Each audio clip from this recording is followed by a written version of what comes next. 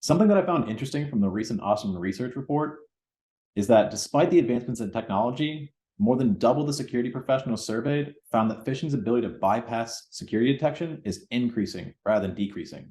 Why do you think that is? Well, there's a lot of different reasons, but I'll start with some of the top ones. First, the attacks are getting more sophisticated, and the way we've been dealing with this over the last few years won't keep up. Most of the from most of the years we've been able to rely on authentication alone to be able to sort out a lot of these, and that still helps and still important, but it takes a lot more than that because now the attackers are getting better at spoofing look-alike domains that actually do pass authentication.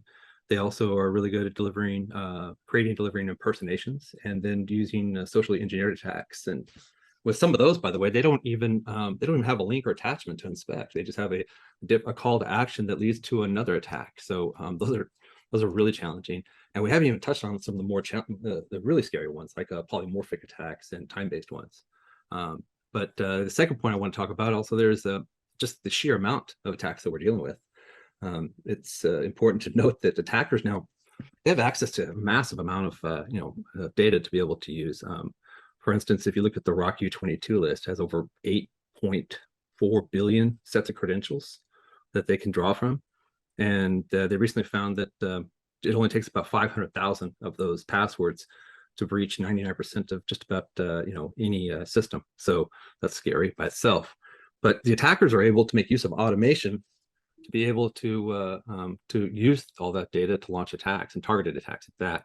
So, and remember, all it takes is one successful account takeover within a company, and then they can do a lot of damage internally, and then they can start to do damage externally with partners and vendors.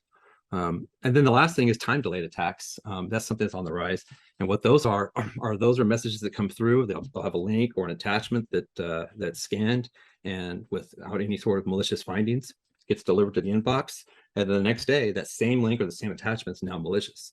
And it's what, for instance, like the link, for instance, might point to a domain that's fine, but the next day now they forward that domain to a malicious domain, and they're able to deliver a malicious payload. So and you remember that most of the technologies today are upstream, so they have one chance to inspect the email, and they don't have a way to be able to go ahead and re-inspect the messages that have already been delivered. So that's just something that's even really hard for most technologies to keep up with.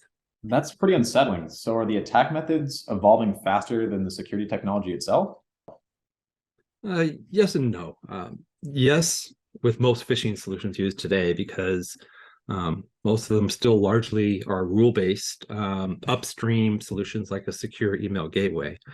Let's take the polymorphic attacks that I mentioned earlier and the challenges that a SEG has with those. With a polymorphic attack, the attackers use automation and algorithms to generate countless variations of an email attack. So the second, third, and fourth email from the same attacker to even the same organization may look entirely different, or maybe just subtly, but they're going to change things like the actual sending address, the domain, the subject line. So just as soon as somebody in the IT department investigates the first one and gets a profile of it and has new rules to update their SEG, other variants of that same email are coming right through and landing in email boxes. And so you can't keep up with those. And the challenge then, even when they figure that out, they don't have a way to go back and reinspect the emails that were delivered to inboxes, because the SEG can only look at emails when they come in. Now, my original response is yes and no. Let's talk about the no. The solutions that actually make use of artificial intelligence and machine learning, they actually can keep up, and they're doing a pretty good job. Not 100% perfect, because no technology is 100% perfect, but they're by design they can keep up with these the polymorphic attacks and also the time-based attacks we talked about earlier. And one of the other reasons they do a good job there is because they use APIs and actually sit in the email service. What do you mean by sitting in the mail service? Well, they're not, basically what we do with those type of solutions is use an API to be fully integrated, so we have access to the mail server and all the messages that are delivered in every mailbox. That allows the system to be able to inspect messages that are coming in and going out, but also messages that go east and west between users. And because a lot of attacks, especially like account takeovers and business email compromise, that's what happens with those. And then a real important function is the ability to monitor and reinspect messages that are already delivered. The two examples I gave you already are the time-based attacks and the polymorphic attack.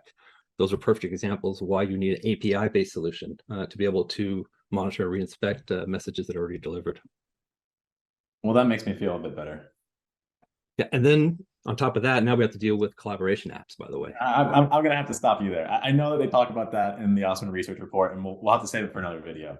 Sure. If people do want to dig deeper into this topic and discussion, what can they do? Well, actually, check out the Osterman report. It's a good report. It goes into a little more detail on some of the stuff I touched on just now, and also does a good job of capturing the actual cost to businesses in terms of dealing with the phishing problem. I'd also, encourage people to check out some of the IRONSCALES solutions. We have a starter solution, which is free, and we have a couple other solutions that we make free trials available for. Awesome. Well, thanks, man. I appreciate your time and the insights. All right.